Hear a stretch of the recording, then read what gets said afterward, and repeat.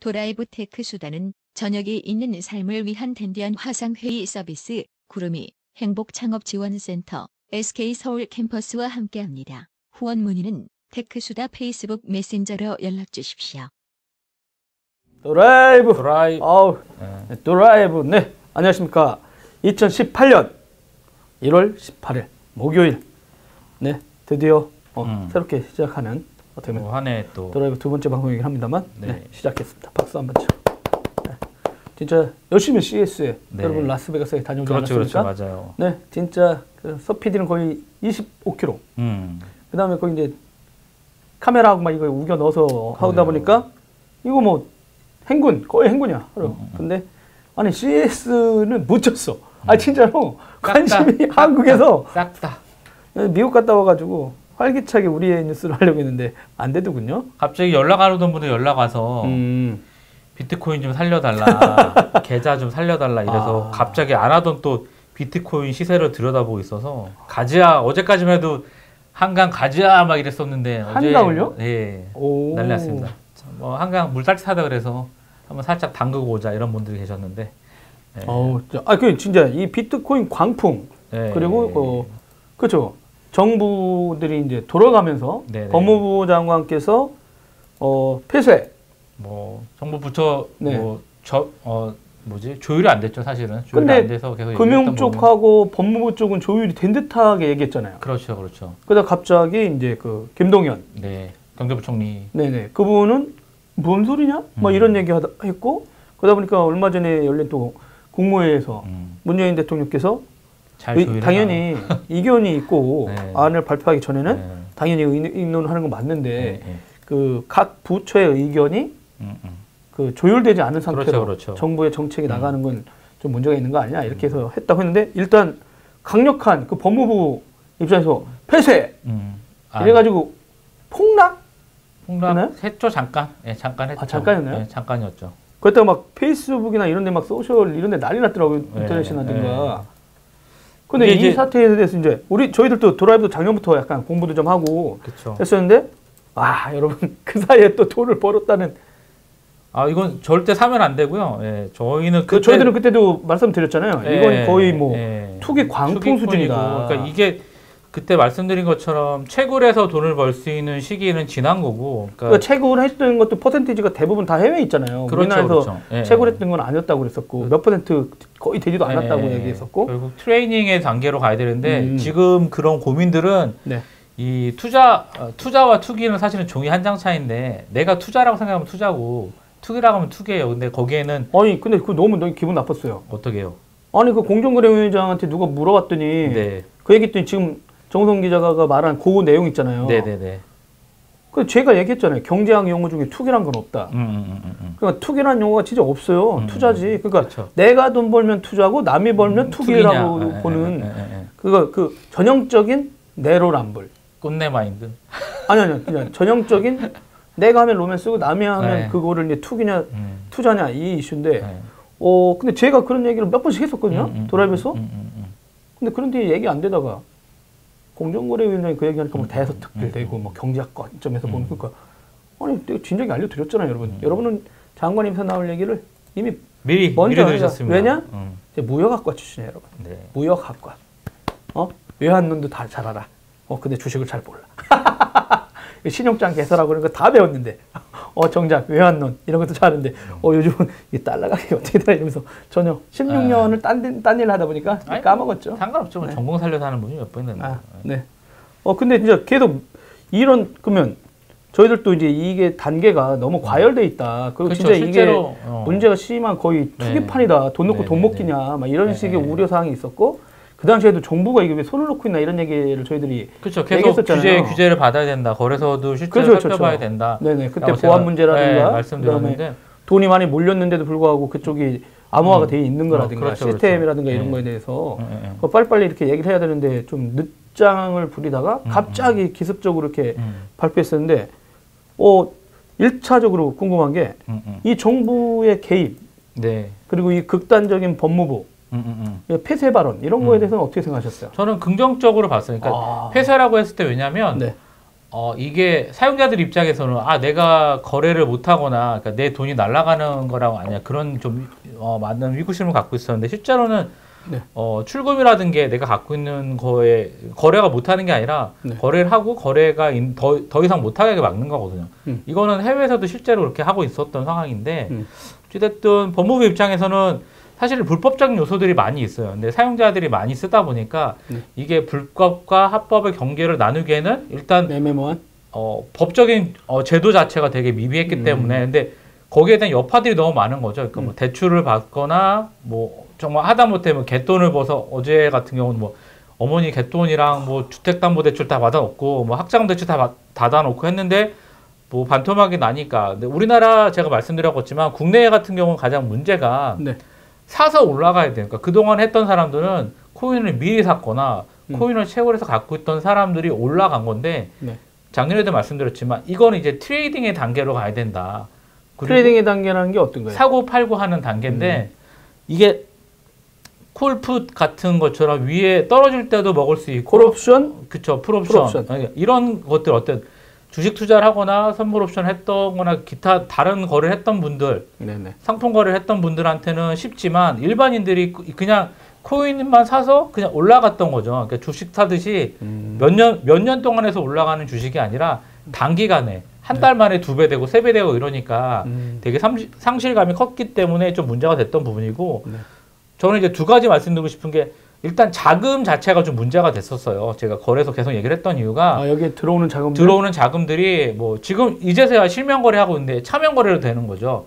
차명 거래가 원칙적으로 금지가 되어 있지만 여기는 차명 거래가 됐었어요. 거래소들 자체가 실명 확인이 안 되고 그렇기 때문에 얼마든지 각 거래소별로 별도의 계좌를 틀 수가 있었고 그리고 거기서 별도의 또 거래를 하고 그 거래된 것들을 또 해외로 송금하고 뭐 이런 식으로 많이 했기 때문에 그 돈이 어디로 나가고 어디로 빠지는 정확하게 알 수가 없었기 때문에 상위 법무부 입장에서는 자금 세탁에 대한 의심이 상당히 컸었고 거기에 대한 증거도 있었기 때문에 그런 조사에 대한 내용을 좀 바탕으로 해서 발표를 했는데 좀 기재부 같은 경우들은 좀 다르게 본 거죠. 기재부 같은 경우들은 거기서는 일단 돈을 벌어야 되고 제가 볼 때는 기재부 공무원들께서 좀 코인들을 갖고 있지 않을까라는 생각이 들거든요. 이번에 조사 들어간다고 하지 않았나요? 그렇죠. 이제 이제 뭐 이런 것들이고 제가 볼 때는 그 공무원들은 그쵸. 그 일가 친척의 8촌까지 다 등록해놓고 싸그리 금융정보를 올려놓지 않으면 우리나라는 투명해질 수 없어. 아하, 야 이거 정말 부동산 보세요. 세종시만 올라. 그쵸. 왜 그렇겠어요? 공무원들이 사는 동네인데. 네? 뭐 볼 게 예전에 과천시처럼. 그렇죠. 그러니까 뭐 국민들이 잘 벌게 하는 게 아니라 자기네가 먼저 잘 보니까 바뀐 거지. 권력을 이용해가지고. 너무 과한다. 아닙니다. 일단 그래서 이제 지금 현재 문제가 되고 있는 것들이 제가 이제 거래소들이 문제다라고 말씀드렸던 이유는 빗썸 같은 경우들은 지금 출금이 또 안 되고 있어요. 원래 출금을 정상적으로 해줘야 되는데 출금이 뭐야? 제가 이제 빗썸을 통해 가지고 거래를 해서 수익을 했거나 아니면 제가 손실을 보고 팔았던 금액을 바로 빼야 되잖아요. 네네. 주식 같은 경우들은 하루 정도의 예수금 기간이 걸리고 그 다음엔 출금이 되지만 지금 출금이 안 되고 있어요. 원래는 5일 안에 해주기로 되어 있는데 일주일간 안 되고 막 네, 지금 그런 상황이라서 줄 돈이 없는 거 아닙니까 혹시?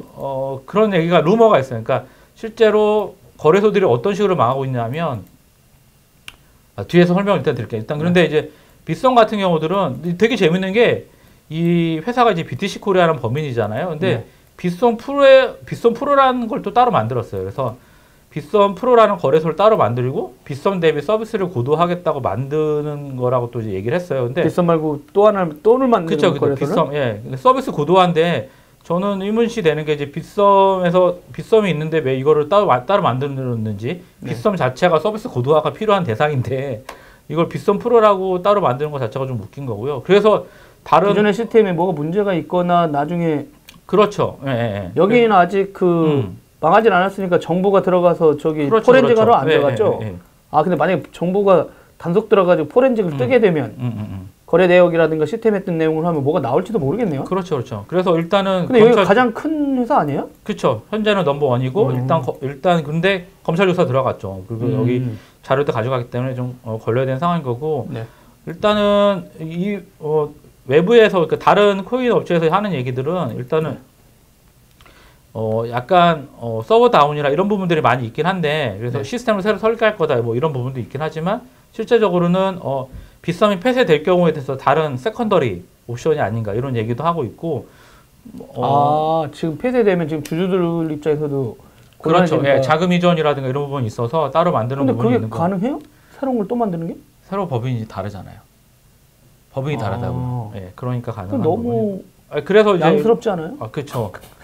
어쨌든 양아스럽지 않아요? 양아스럽지 근데 않아요? 여기 되게 재밌는 게 중소벤처기업부에 여기 또 투자돼 있잖아. 빗썸에. 아니에요. 중기부 투자돼 있어요. 모태펀드로 해서 투자가 되어 있어요. 근데 이제 그게 이제 중소벤처부는 네. 모태펀드라는 VC. 그렇죠. VC에 투자한 건데 VC에서 투자한 거죠. 우리나라가 진짜 VC 그렇게 하지 말라 그러는데도 우리나라는 관주도를 그냥 VC 또 자기네가 일으킨다고 또 이제 모태펀드라고 만들었는데 그 돈을 받은 그러니까 그걸 운용하는 운용사가 지금 들어간 거 아닙니까? 그렇죠. 그래서 근데 누가 봐도 수수료 먹고 돈 버는다고 막 그때 우리가 그랬잖아요. 이 회사들은 그렇죠. 분산 컴퓨팅의 기술을 이용해가지고 근데 중앙집중은행 거래에서 수수료를 먹는 참 아주 이상한 비즈니스가 생겼는데 일단 거래소에서 수수료를 엄청 많이 번다고 했었는데 거기에 지금 모태펀드들의 자본이 들어가 있잖아요. 네네네. 근데 그걸 중소벤처부가 직접 투자했다고 얘기하면 그건 오해죠. 네. 정정. 잘못 말씀드렸네요. 네. 어쨌든.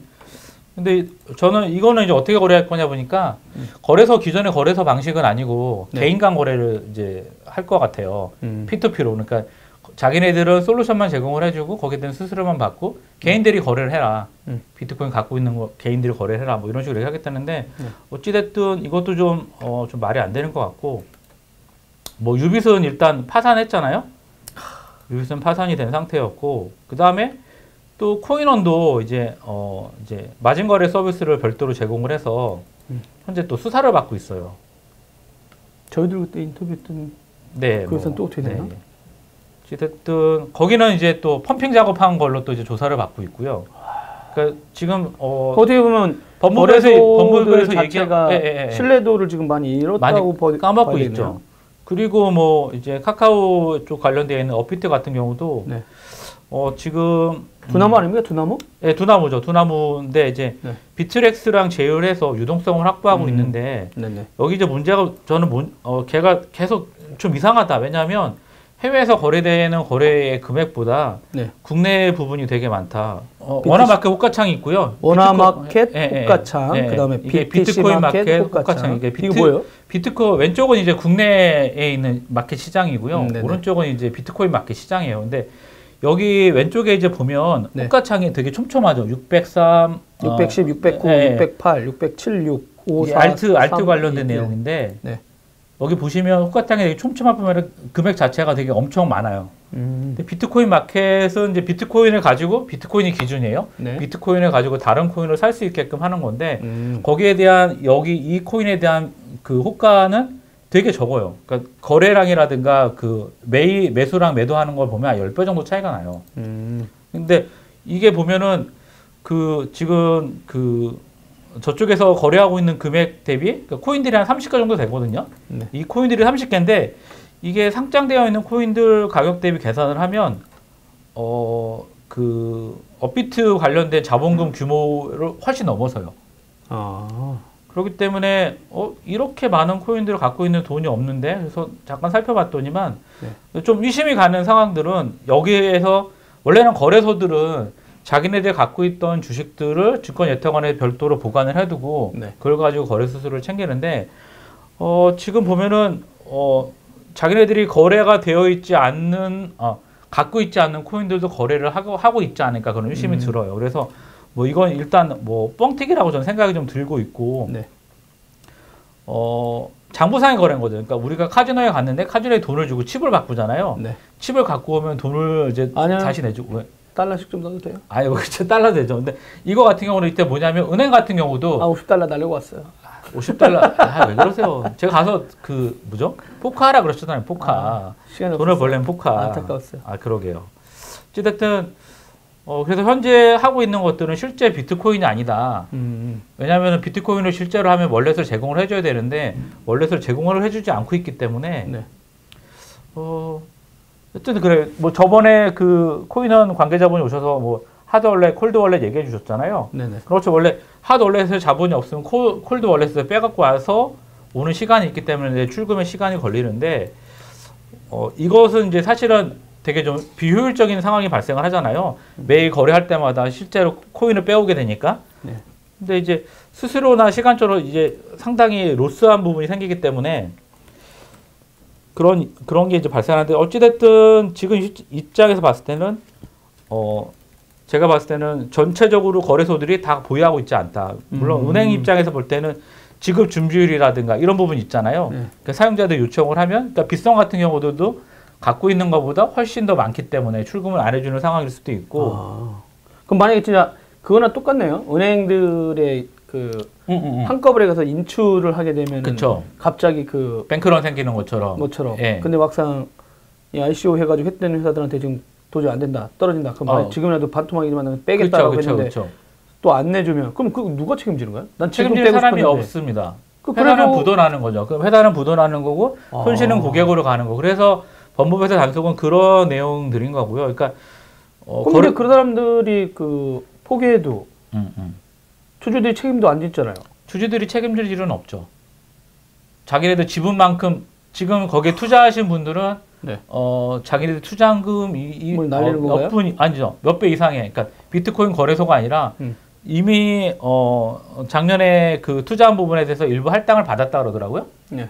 예, 그렇기 때문에 그분들은 원금 이상의 지금 돈을 받은 상태이기 때문에 없다라고 얘기를 하고 있고, 그러니까 아까 얘기한 대로 가명으로 거래를 했는데 그 가명으로 거래한 건 상관없지만 실제로 그 갖고 있는 증거금 이상으로 더 배팅을 한 거거든요. 이게 마진 거래라고 하는데 해외는 그게 가능을 해요. 레버리지를 이용을 해서 가능을 하기 때문에 어렵네요, 진짜 이게. 되게 좀 복잡하죠. 그러니까 국내는 그래서 김치 프리미엄이 생긴 게 해외에서 김치 프리미엄이 뭐예요? 한국이 호구됐다는 얘기예요? 한국이 호구된 게 아니라 해외보다 해외 비트코인 동일한 가격으로 봤을 때는 가격 차이가 한 300, 400 정도 나는 거죠. 거의 뭐 환율 차이 환치기 하듯이 그런 거네요. 환치기보다 더 좋죠. 안정적인 거죠. 여기는 갖고 오면 팔리고 그래서 거래소에서 비트코인을 비싸게 사오는 거죠. 실제 거래보다. 비싸게 줘. 우린 더 비싸게 팔 수 있어. 한국 거래소에서. 그래서 김치 프리미엄이 생긴 부분도 있는 거고. 어찌됐든. 그 김치 프리미엄이라는 게 거의 국가적인 어떤 혐오, 약간 비하 발언 아닙니까? 네, 맞습니다. 야, 쟤는 호구 아니야. 전 세계 호구 아니야. 그렇죠. 해외에서 비트코인 사서 한국에서 팔면은 쟤들 미친 듯이 지금 사람들이 다 사고 있고. 근데 현실적으로 진짜 돈이 막 묶인 거 아니에요. 그렇죠. 몇 조들이 지금. 몇십 조씩 묶여 있는 거죠. 돈들이 많나? 돈들이 많은 것 같아요. 국내에 돈이 없는 게. 근데 사실은 그 국내 뭐 유동성도 되게 풍부해졌고, 근데 여기에 되게 재밌는 게 다단계 업체들이 그렇게 많이 들어가 있더라고요. 그리고 사기도 많잖아요. 네. 그래서 뭐 다단계 업체들 되게 많이 엮여 있고, 지금도 많이 송사 중이기도 하고. 네. 그러니까 그런 어떤 투명하지 못한 자금들 이런 부분들이 많이 있기 때문에 지금 법무부 쪽은 그렇게 하고 있는 거고. 근데 보시기에 그 정부의 그 폐쇄 발언이라든가 정부 각 부처들의 그 조율되지 않은 스타일. 근데 이거에 대해서도 이제 막 엄청나게 공격적인 사람도 많았잖아요. 그렇죠. 거의 뭐 미친 것들 아니냐, 뭐 니네가 테크도 모르는 놈들이 그럴 줄 시장에 그러니까 이런. 비트코인은 그러니까 기본적으로 블록체인을 기반으로 하고 있잖아요. 블록체인을 기반으로 하고 있는 기술 중에 하나긴 하지만 비트코인이나 기타 나머지 코인들이 모든 모든 블록체인의 기술을 대표하는 건 아니거든요. 그러니까 뭐 유통에도 쓰일 수 있고 은행에도 실제로 쓰일 수 있고 실제로 그렇게 개발하고 있는데 이거 하나만 하고 있다. 저는 그렇게 생각하진 않아요. 비트코인이 뭐 전부 다. 왜냐면은 실제로 불법적인 일이라고 하면 그러니까 비트코인 거래가 저희 초창기 했을 때만 해도 거래가 안 됐거든요. 거래는 안 되는데 채굴은 되니까 IT 하는 분이 신기하다. 이거 뭐 그렇게 해서 컴퓨팅 파워를 예전에 그 혹시 세티라고 기억나세요? 아니요. 그 인터넷 그 전 우주 프로젝트? 내가 PC를 안 CPU를 잠깐 그쵸 해가지고 우주의 신호를 분석을 해서 할 수 있던 지금의 어떤 전체 그렇죠. 클라우드 컴퓨팅에 하는 그런 거 같은 거잖아요. 근데 그런 건데 어찌됐든 지금 봤을 때는 되게 비효율적이고요. 되게 리소스 대비 되게 많이 비효율적이었던 상황이기 때문에 이게 왜 투기의 대상이 됐는지 저는 좀 약간 좀 의문이 되긴 하나. 어찌됐든 저도 이제 미국에서 이 얘기 듣고 있다가 뭐냐면 이게 모든 사람들이 뭐 학생들 2030의 희망이다 라고나 하면서 이제 고등학생들까지 뛰어들었다. 원래 하고 있죠. 그러니까 아까 얘기한 대로 거래에 대한 차명 계좌 가능. 그러니까 네네. 내가 고등학생인데 중고등학생인데 엄마 계좌로도 가능. 네. 뭐 그렇게 하니까 상관이 전혀 없었던 상황인 거고. 아니 그러다 보면은 아니 이렇게 그럼 사회 문제화되고 있는 거잖아요. 그게. 근데 이거 언제 좀 데자뷰 되는 거 없으세요? 저 2000년대 초반에 IT 붐 한참 일어날 때 세롬이라든가 기타 등등 모든 IT만 붙으면 다 올라갔었잖아요. 몇백 배씩. 아니 근데 그거는 이제 주식 시장이라는 어떤 이제 제도적인 틀 안에서 벌어진 거잖아요. 미친 듯이. 아니죠. 그것도 사실은 아니었나요? 예, 뭐 제도적인 틀 안에 비합법적인 부분이었죠. 왜냐하면 M&A나 기타 다른 부분에 있어서 주식 대주주가 절대 물량을 갖고 있고 계속 펌핑 작업을 이제 찌라시라든가 뭐 이런 식으로 했었던 거, 뭐 지금처럼 디지털은 아니지만 아날로그식으로 열심히 했었던 부분도 있었고 뭐 인터넷 그때로 따지면 PC 통신 같은 걸로 해서 열심히 또 했었던 부분도 있기 때문에 그때는 또 주식도 이렇게 직접 매장 가서 이렇게 써가지고 샀기 때문에. 아니 근데 이제 왜 그때랑 저는 좀 다르다고 봤냐면 그 2000년대에는 닷컴 붐이라고 전세가 미친 거잖아요. 다 그쵸, 우리나라만 그런 게 아니라. 근데 물론 이제 그 거품이 엄청나게 갔다가 떨어졌고 저는 이제 그때 그 소프트뱅크 그렇죠. SBK 문모 사장님이 네 그때 저희들한테 그랬거든요. 헤일이 오고 있는데 그 헤일의 맨 꼭대기에 우리가 타고 있다. 그게 바라보는 눈이다. 그럼 이 헤일이 땅에 닿는 순간 저 우리 어떻게 되겠니? 이런 얘기했었는데 그 정도로 상상할 수 없는 쓰나미 이렇게 오는데 그 정도로 이제 붕괴되는 거예요, 조만간. 근데 그 이번 사태 같은 경우는 한국이 유독 심하잖아요. 네. 그러니까 이제 말씀하신 대로 뭐 다단계라든가 그다음에 진짜 뭐 묻지마 투자의 광풍, 돈 놓고 돈 먹게 하듯이 막 이렇게 하면. 근데 아니 카지노조차도 최소한 어느 지역에서 어떤 스타일에 이렇게 하라는 룰이 있었잖아요. 근데 당황했던 건 뭐였냐면 테크하는 사람들이 정부의 그 규제 문제에서 막 쌍욕들을 하는 거예요, 거의. 제 입장에서 보면 아니 언제 2030의 희망이냐 지금 전 사회가 다 움직이는 건데 꼭 2030만 하고 그래서 당연히 이 사회적으로 금융 시스템이라든가 이런 쪽에 부작용이 발생하니까 정부가 들어가서 규제 이슈가 지금 발생하고 있는 건데 그러면 어떤 규제냐 근데 그게 과도했다 폐쇄 발언까지 나왔으니까 그러면 근데 규제에 대해서는 폐쇄하면은 뭐 신기술을 자른다, 막는다, 뭐 밟는다 이런 식으로 막 얘기를 하는 거예요. 그러니까 그리고 아까 말씀하신 대로 아니 블록체인 기술이 기술이고 그 블록체인 기술 중에 일부의 비트코인이 쓰이고 있는 거고. 그렇죠. 그런데 비트코인에서 쓰고 있는 어떤 그런 새로운 기술들의 진화들을 나타나는 거죠. 금융 쪽에서. 그러면 아니 그게 안 한다고 블록체인이 망하는 건 아니거든요. 그렇죠. 기술이. 중국이 대표적이잖아요. 중국이 거래소를 못하게 하고 다 뭐 실제 그 이슈도 있다고 했거든요. 중국에서 거래소를 폐쇄하니까 걔는 채권까지 다 했잖아요. 한국으로 넘어오니까. 그러니까 중국 사람들이나 조선족 뭐 이 이슈도 지금 나오고 있잖아요. 뒤에. 그렇죠, 왜 정부가 갑자기 이 시점에 그러면 단속에 대해서 뭐 어떻게 보면 강력한 메시지를 전달했을까? 그럼 뭔가 돈에 실물 경제에 묶여 있는 상황에서 뭔가 안 좋은 일이 벌어지기 직전에 뭔가 대응하지 않았으면 더 큰 문제가 생기지 않냐 이런 그렇죠. 얘기들. 이게 가상으로 사이버머니로 움직이긴 하지만 그게 실물로 전이되고 왜냐하면 불필요한 어떤 뭐 사실 투자해서 실패한 거는 저는 돈 많은 사람들이 투자에 실패는 부의 재분배라고 생각을 하거든요. 그분들이 그래야지 부가 재분배되니까.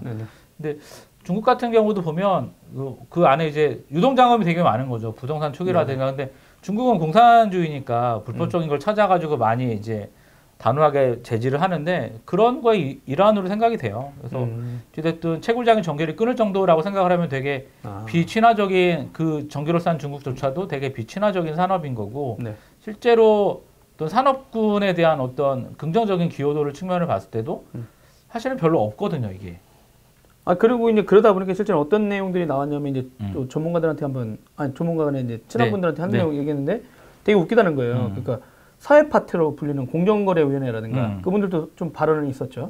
당연히 이제 법무부가 발언했고요. 그렇죠. 금융 관련된 파트를 하고 있는 쪽에서도 정부 기관도 얘기를 했어요. 근데 되게 웃기다는 얘기야.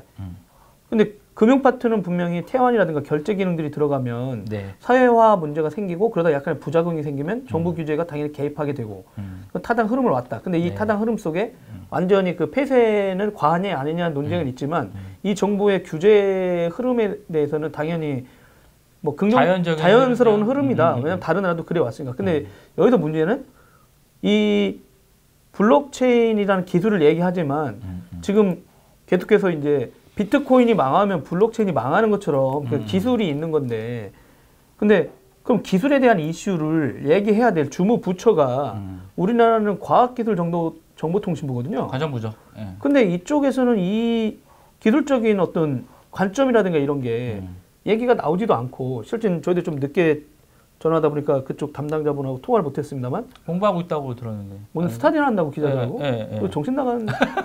아니 그러니까. 뭐냐면 주무부처가 몇 년 전부터 했는데 이제 아니 전 또 더 이해가 안 되는 게 보세요.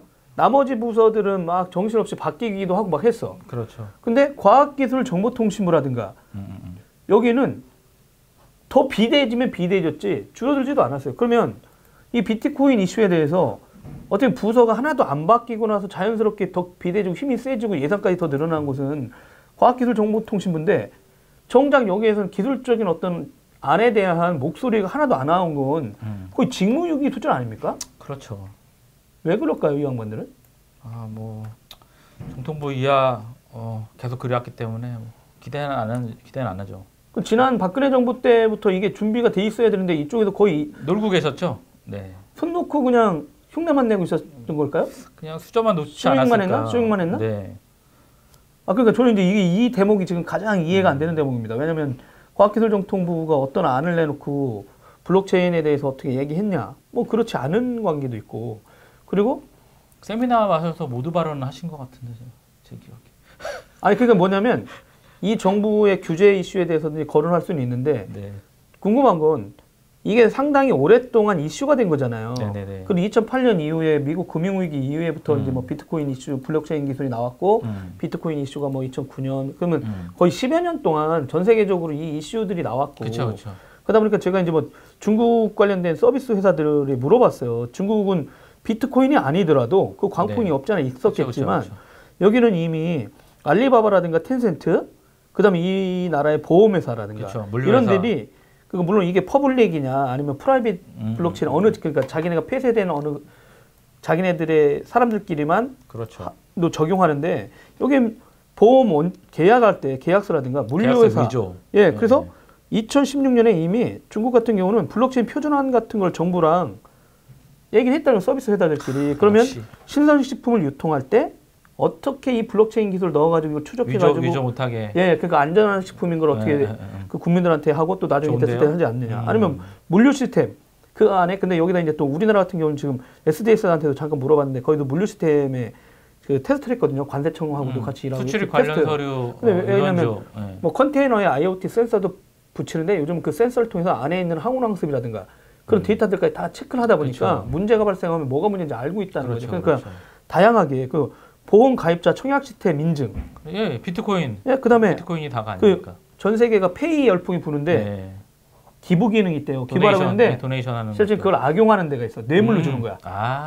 그러다 보니까 이거를 페이에다가 블록체인 기술을 적용해서 얘가 뇌물을 주는 건지 진짜 기부한 건지 체크하는 시스템이라든가 이렇게 뇌물 오용 방지. 그렇죠. 이런 거 해가지고 그러니까 전 국가 단위 그리고 그 안에 있는 서비스 회사들 실제로 다양하게 활용을 그러니까 하고 꾸준히 논의를 해가지고 그 사람들은 하나씩 표준을 만들어내고 생태계를 그러니까 비트코인 아니더라도 자기네 생태계에서 쓸 수 있는 것들을 많이 해오고 있고 하고 있다. 이미 적용을 하고 있다. 적용. 그러니까 테스트만 하는 게 아니라 적용하고 가고 있는데 우리나라는 물론 이제 다른 국가 단위에서 시범 사업을 해왔다는 거죠. 그렇지만 다른 나라에 비하면 싱가포르, 중국 이런 데 표준화하고 전 세계에서 뭐 논의도 하고 있고 그러니까 금융 파트, 의료 파트, 교육 파트 하고 있는데 우리나라는 뭐 나온 게 있냐? 그러면 이건 역으로 따져보면 지난 박근혜 정부 때부터 손 놓고 있었다는 거야. 새로운 기술에 대해서. 근데 그거에 대해서 지금 이제 이런 최근에 이제 문제가 이제 폭증한 거죠. 지금 퉁 터진 거지, 냉정히 말하면. 그게 연속성이 있다가 중국에서 또 이제 그 폐쇄하고 거래소 이러다 보니까 한국으로 막 뛰어오고 이런 와중에 했는데 전혀 장치는 하나도 없는 와중에 네.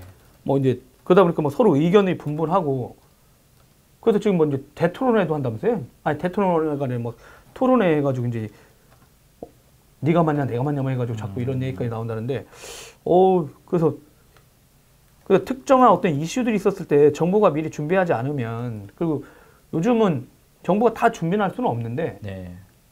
이게 미리 이런 기술이 주목받고 있다는 얘기 나오면 어느 정도는 준비를 해야 되는 거 아닙니까? 공부 좀 하고 해야 되는데 좀 많이 안타까운 부분이 있죠. 가정부 같은 경우들은 뭐 예전에 미래부부터 해서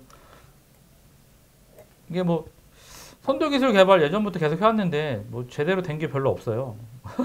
그러니까 이제 지난 정부에서 계속 하지도 않았거나 이러다 보니까 이 네. 정부에서도 이제 저는 이제 그걸 이해를 못하겠어요. 그 주무부처가 꾸준히 그럼 그 사람들 말로는 5년 연속해서 거의 바뀌지 않고 한 부서가 이어진 건데 제대로 된 준비 사항도 안 해왔다는 거는 거의 공무원들의 직무유기 수준이 아닙니까? 그렇죠. 그것도 기술을 주도하고 4차 산업혁명 얘기하면서 막 하고 있는 주무부처라고 했던 과학기술정보통신부가 그래서 뭐 목소리가 안 나오잖아요. 뭐 그래서 가만히 있는 걸 수도 있어요. 할 얘기가 없으니까. 하는 게 있어야지 뭘 얘기를 할 거 아니야. 그동안 일도 안 하려고. 네, 그동안 일도 안 하니까 이게. 그래서 혹시 자기네가 그냥 이렇게 돈이나 넣었지 않았을까? 자기들도? 뭐 어디 뭐 연구소라든가 이런데 뭐 기반 기술 한다고 뭐 들어가 있지 않을까 싶기도 해요. 진짜.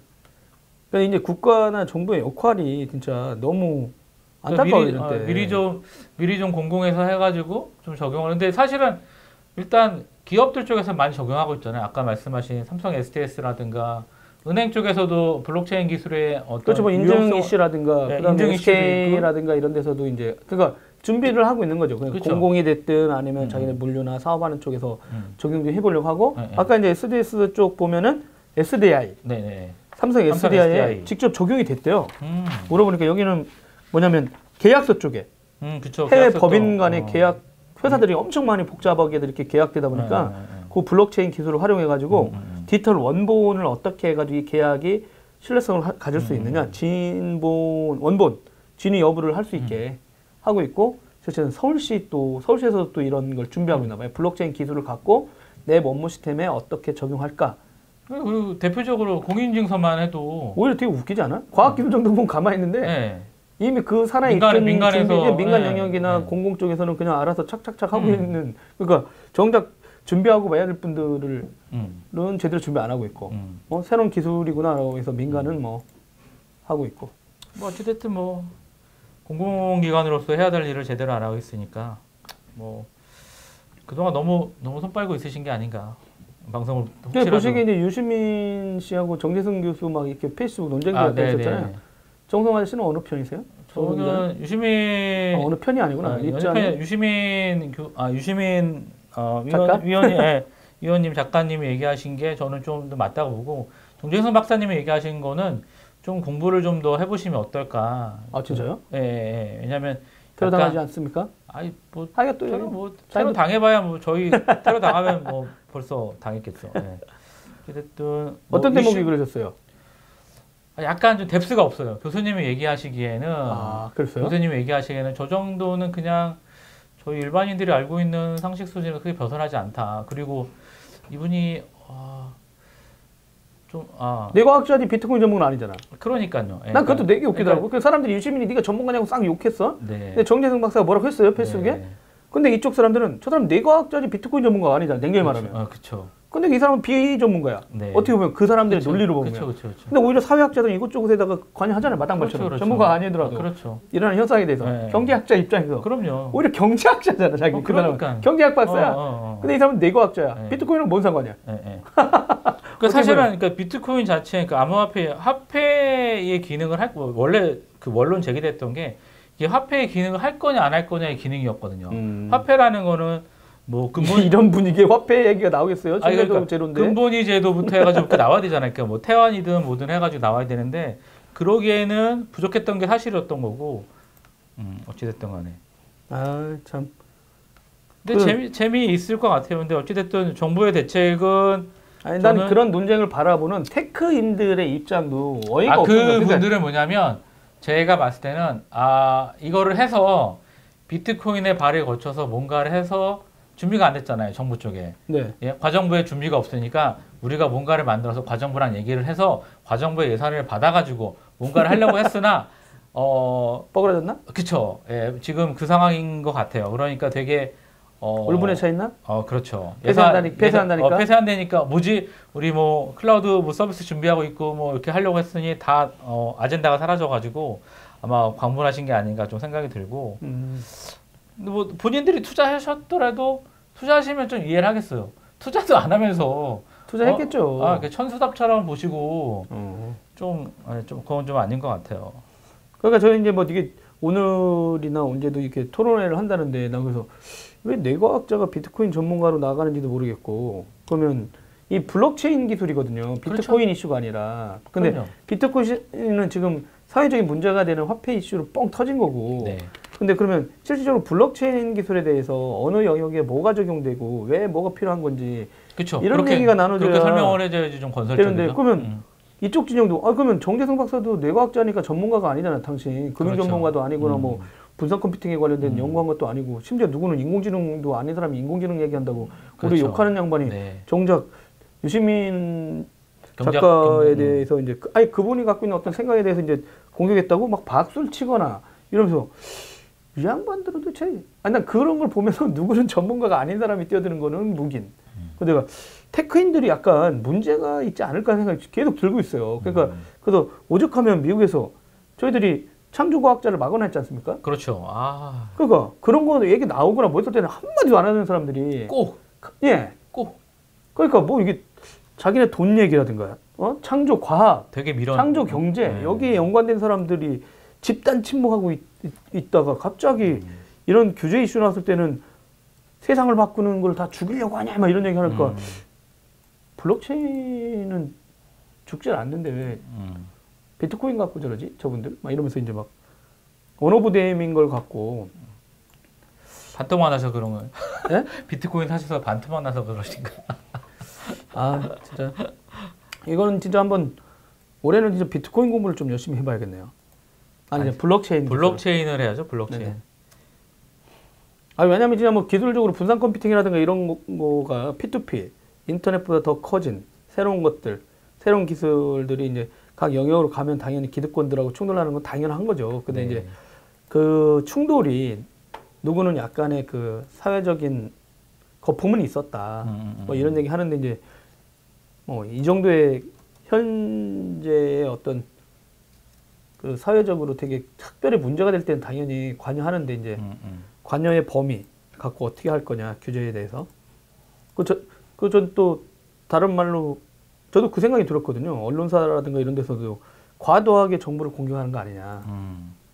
그전에는 이런 거 왜 막으라고는 안 했잖아요. 그렇죠. 언론사에서 이거 팔짱 끼고 보고만 있을 거냐 이런 얘기를 막 하진 않았었거든요. 그 당시에 ICO하는 회사들에 대한 어떤 규제 기준치를 왜 빨리빨리 만들지 않느냐 막 이랬었는데 진짜 주위에 피해자들이 많나요? 저희 그 투자 동호회 애들 보니까 투자 동호회가 있으세요? 네, 있어요. 근데 하지 말라는데 많이 하셨더라고. 그래서 깝깝하다. 뭐 깝깝하죠. 그러니까 뭐 돈이 많으신 분들은 뭐 몇 억 이루셔봐야 저는 그러거든요. 돈 많으신 분들은 몇 억 이루셔봐야 부의 재분배라고 생각을 하는데 이 흑수저들이 쓸데없이 등록금 땡겨다 쓰고 네.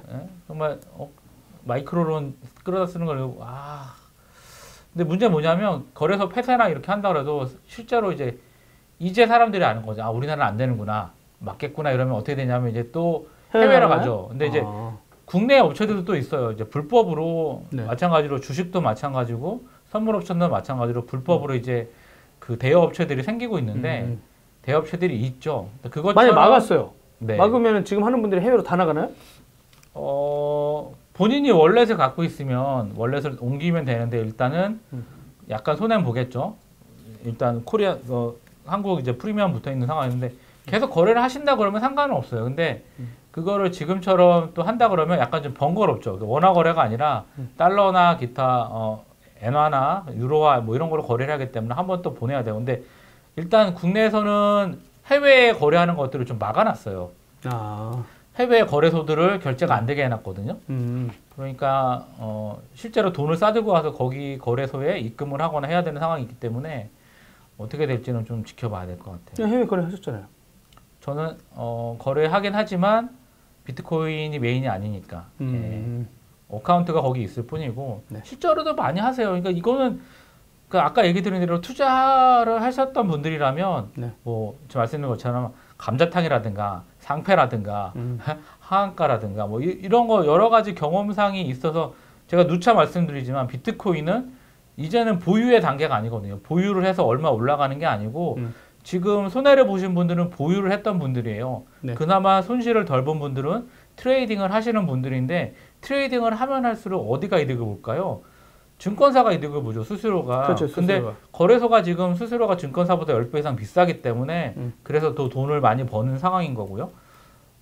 저는 그래서 그러니까 그리고 또 국내들은 마진 거래 자체를 인정을 안 하고 있는데 해외는 마진 거래가 되거든요. 마진 거래가 일단 되고 그리고 콜프 양방향 옵션이 다 되는 거래를 제공을 하기 때문에 당연히 거래 요건이 국내보다는 좋죠. 그러니까 국내에서 할 일은 사실은 없어요. 만약에 아신다고 하는 분들은 제가 그러면 제일 밑에 사야 되는데 어제 같은 경우도 1,200만 원까지 떨어지고 만불 이하로 해외 거래 가격도 떨어졌잖아요. 그 상황에서 지금 뭐 해외 가격은 지금 11,100불 정도 되고 국내는 한 1,500 정도 되겠네요. 왜 이렇게 우리나라하고 해외하고 차이가 이렇게 나는 거예요? 수요가 많은 거죠. 공급과 수요의 과잉이니까 아까 얘기한 대로 지금 또 떨어졌네요. 1,450만 원이에요. 1,450만 원 또. 예. 비트코인. 그러니까 실제로 거래하는 분들은 국내에서 할 일은 사실은 없는 거죠. 예. 그러니까 해외에 거래했던 분들이 월렛을 갖고 있다면 실제로 사서 국내에서 월렛 거래를 해가지고 월렛으로 팔아야 되는데 지금 그렇지 않고 있으니까 어찌됐든 간에. 알겠습니다. 진짜 뭐 이건 작년부터 저희들이 이제 가상화폐 얘기를 계속하면서 이제 이건 너무 과열됐다. 그렇죠, 그렇죠. 네. 뭔가 이게 정부도 뭔가 이렇게 손 놓고 있을 거냐 했는데 저희들이 CS 간사에 계속적으로. 하여튼 잘 하신 것 같아요. 저는 잘한 거라고 생각이 되고. 그래요? 예. 그러니까 지금 아까 얘기한 대로 해외 그러니까 글로벌 거래소 기준으로 보더라도 국내 업체 되게 영세하거든요. 네. 영세해요. 그러니까 거래소들이? 네. 자본금 규모도 그렇고 지급 준비율 자체도 원칙적으로는 저는 거래소들이라고 얘기를 하면 보유인들이 갖고 있는 코인의 수를 밝혀야 된다고 봐요. 네. 왜냐하면 거래량을 확보하기 위해서 자기네들이 코인을 어느 정도 갖고 있어야 되는데 아까 얘기한 대로 가상 거래를 하다 보니까 니네 칩만 팔고 자기들이 팔았던 거에 대한 그냥 이건 자기네들이 그냥 지금 그러니까 저희가 흔히 하게 되는 저녁에 시스템이 다운된 것도 이유를 특별히 발표하지 않았어요. 자 보세요. 모의 투자를 한다고 생각을 해보세요. 네. 모의 투자를 하고 있어요. 근데 얘들은 출금을 안 해요. 계속 거래만 해요. 근데 만약에 공매도 하는 식으로 해서 쌀 때 사서 비쌀 때 얘들한테 돌려줘요. 월렛에 채워준다는 얘기죠. 1,200에 사서 1,400일 때 월렛에 채워줘요. 그러면 거래소는 앉아서 200을 버는 거죠. 금액이 만약에 크다 그러면 그냥 하루만 해도 거래소 수수료 플러스 자기네들이 마진을 볼 수 있기 때문에 저는 그래서 거래소들이 갖고 있는 월렛의 수를 공개해야 된다. 예, 얼마의 코인을 갖고 있는지 실제로. 근데 여기에 진짜 우리나라의 어디 내노라에도 빠지지 않는 인터넷 서비스 회사들이 대규모로 인수합병을 했었잖아요. 그렇죠. 넥슨이라든가. 네네네. 그다음에 카카오 입장에서도 드나모 하면서 이제 또 들어오고. 네. 그랬을 때는 어차피 이게 인터넷 서비스니까 금융 서비스랑 좀 다르게 돌아서 야 근데 앉아서 수수료를 먹겠다는 거 아니냐. 그렇죠. 그러니까 은행권들에서 시도하는데 디지털 경제 쪽에서는 되게 좀 논하는 사업이죠. 자기네들이 갖고 있는 어떤 메신저 서비스나 기타 서비스에서 또 기프티콘이나 이모티콘을 파는 게 아니라 실제로 거래 수수료를 빼들 수 있으니까 뭐 엄청나게 많은 도움이 되는 거죠. 저희 전문가를 다시 한번 섭외를 해봐야 되겠나? 어느 분을 데리고 와야 되죠? 그러니까 이해관계자들이 워낙 첨예하니까요 지금. 이해관계자가 아닌 거래 당사자를 데리고 올까요? 모르겠습니다. 거래 당사자잖아요. 아니 저는 메인으로 하지 않으니까 주거래 아예 코인계의 하스타 뭐 이런 분들은 섭외를 한번 해볼까요? 빗썸분들 한번 섭외해봐야 되겠네. 빗썸. 네. 알겠습니다. 2017년 1월 18일 드라이브 텍사 주간 브리핑 고생하셨어요. 아닙니다. 네. 다음 주엔 진짜 재미난 분을 좀 섭외해볼까요 우리? 알겠습니다. 네. 아는 분 있으세요? 뭐 개그맨 섭외할 수는 없잖아요. 네. 네, 여러분 한 주간 또 잘 무탈하게 보내주시고요. 네, 장소를 이렇게 급하게 빌려주신 팔로알토 네트웍스 코리아 강이사님 감사의 말씀드립니다. 강정민. 네, 강정민 이사. IT 3대민이었는데. 네, 고맙습니다. 여러분 다음 주에 만나요. 안녕. 도라이브 테크 수단은 저녁이 있는 삶을 위한 댄디한 화상회의 서비스 구름이 행복창업지원센터 SK서울 캠퍼스와 함께합니다. 후원 문의는 테크수다 페이스북 메신저로 연락 주십시오.